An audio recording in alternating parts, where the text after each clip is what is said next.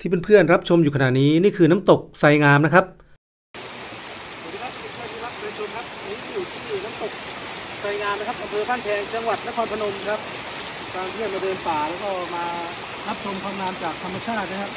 นี่น้ำเย็นสบายน้ำตกไซงามอยู่ที่อุทยานแห่งชาติภูลังกาฝั่งอำเภอบ้านแพงจังหวัดนครพนมครับซึ่งก็เป็นทางขึ้นถ้ำนาคีนะครับเมื่อเพื่อนๆขึ้นไปที่ถ้ำนาคีจะต้องผ่านน้ำตกไซงามเป็นธรรมชาติที่งดงามระหว่างทางครับ